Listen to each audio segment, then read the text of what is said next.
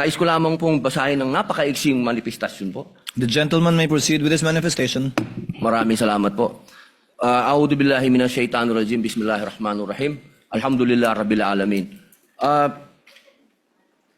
Aming mga kasama, ako po'y humihingi ng paumanhin sapagkat dito pong nakaraang linggo, lumabas po sa mga balita na may aligasyon na ako daw po ay hindi sumusunod sa batas.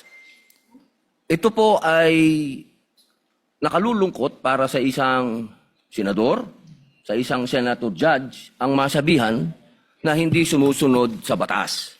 Samantalang nung tayo po ay merong mahal na saksi dito, pinaalala po natin sa kanya na harapin ang batas.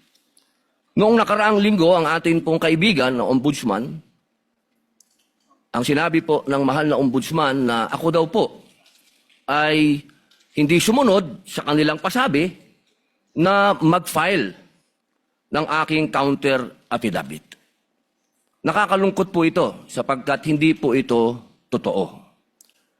Inaamin ko po sa inyo kung ICC lang, hindi po talaga ako susunod. Hindi ako magpapasakop sa ICC. Pero dahil ginagalang ko po ang ombudsman, dahil siya po ay aking kaibigan na itinuturing, dahil nagkaroon na po kami ng napakahabang kwentuhan sa aking opisina nung siya po ay kalihim ng hustisya, nag-file po kami. Ito po, hawak ko po ang original. Dahil sa akin po, importante ang original. Ito po ang original, nakalagay po dito. Nag-file ako. Nakalulungkot po na pati ang media ay nakikisama sa ganitong klasing propaganda na ang isang senador ay hindi sumusunod sa batas. Isang senator judge.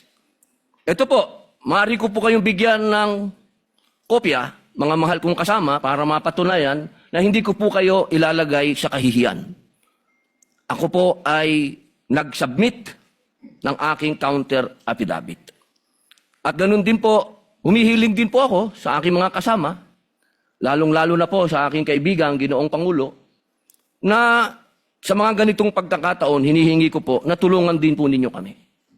Na maipaliwanag din po namin sa media na meron din po kaming mga pagkakataon na ipagtanggol din ang aming sarili at kami wag husgahan kaagad na kami hindi sumusunod sa batas. Ito pong kasuotan natin sa mga oras na ito, hindi lamang po ito nire-represent ang impeachment ng ating pangalawang Pangulo. Ang nire-represent po nito ay ating karapatan bilang mga Pilipino at unang-una na ang due process. Ito po yun ang ibig sabihin.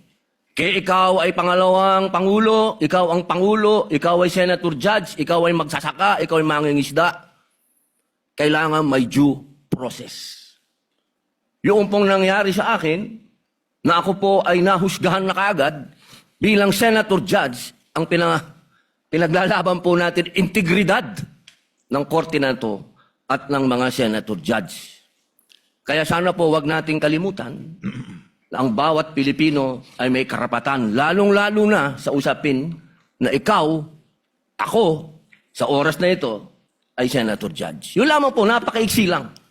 Due process, mga mahal kong kaibigan, mga mahal kong kababayan, maging prosecution, maging defense, sa ating lahat, wag nating kalimutan, pantay-pantay tayo sa batas. Maraming salamat po.